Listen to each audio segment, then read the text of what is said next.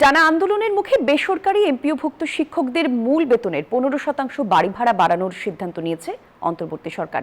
তবে 2 ধাপে দেয়া হবে এই অর্থ। শিক্ষকদের বাড়ি ভাড়া বাবদ 20% জায়গায় 15% মেনে শিক্ষা মন্ত্রণালয় থেকে প্রজ্ঞাপন জারি করা হয়েছে আজ। মন্ত্রণালয়ের আশ্বাসের পর অবশেষে আন্দোলন প্রত্যাহার করে শ্রেণীকক্ষে ফিরে যাওয়ার কথা জানালেন শিক্ষকরা। জানান এটা তাদের বড় বিজয়।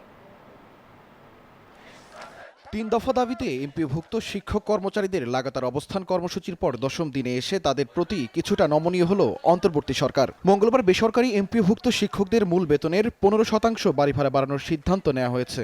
তবে 2 ধাপে দেয়া হবে এই অর্থ। এদিন অর্থ মন্ত্রণালয়ের অর্থ বিভাগ থেকে এ সংক্রান্ত অনুমোদন দিয়ে জানানো হয়, এমপিওভুক্ত শিক্ষক কর্মচারীদের জন্য চলতি বছরের 1 নভেম্বর থেকে 7.5% বাড়ি ভাড়া দেওয়া হবে, যা ন্যূনতম 2000 টাকা। এরপর 2026 সালের জুলাই থেকে বাকি 7.5% অর্থাৎ মোট 15% বাড়ি ভাড়া কার্যকর করা হবে। এর সঙ্গে কিছু শর্ত যোগ করা হয়েছে।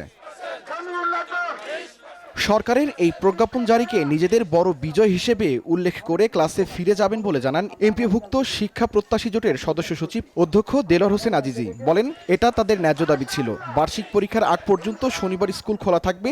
যে 8 থেকে 10 দিন শ্রেণীকক্ষে যেতে পারেনি শিক্ষকরা তা পুষিয়ে দেওয়া হবে বলেও জানান তিনি। এটা আমাদের একটা বড় বিজয়। বান্ডেল থাকলে প্রতি সেনমানিতে টাকা বাঁচবে। বিকাশ সেনমানি বান্ডেল কিনে জিতুন প্রতি লেনদেনে। যে আমরা আন্দোলন করেছি, আন্দোলন করে সফল হয়ে প্রজ্ঞাপন নিয়ে বাড়ি যাচ্ছে আলহামদুলিল্লাহ। এই ক্ষেত্রে আমার মিডিয়া ভাইয়েরা সিদ্ধান্ত নিয়েছি, বার্ষিক পরীক্ষার আগ পর্যন্ত, আপনার নভেম্বরের প্রথম দিকে বার্ষিক পরীক্ষা শুরু হবে। বার্ষিক পরীক্ষার আগ পর্যন্ত যে কয়টা শনিবার আছে, আমরা এই কয়টা শনিবার আমরা খোলা রাখবো। এদিকে সরকারের দাবি মেনে নেয় উচ্ছ্বাস প্রকাশ করেছেন সাধারণ শিক্ষক কর্মচারীরাও। সরকার বাহাদুর অবশেষে আজিজ স্যারের নেতৃত্বে যে আন্দোলন গড়ে উঠেছে তাতে কর্ণপাত করে এবং 15% দেওয়ার ঘোষণা দিয়েছে। এটাকে আমরা প্রাথমিক বিজয় মনে করতেছি।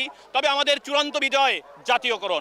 7.5% এখন পাবো, আর 7.5% জুলাই থেকে পাবো।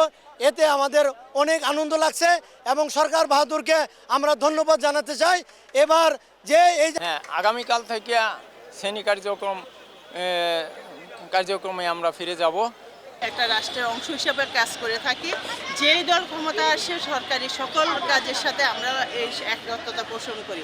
ভবিষ্যতে যেন আমাদের এই শিক্ষা ব্যবস্থা একটা মানসম্মত কারিকুলাম করা হয়, একটা শিক্ষানীতি প্রণয়ন করা হয়। এ সময় বিএনপি, জামাত, এনসিপি সহ রাজনৈতিক দলের নেতাদের প্রতি কৃতজ্ঞতা প্রকাশ করেন আন্দোলনরত শিক্ষকরা।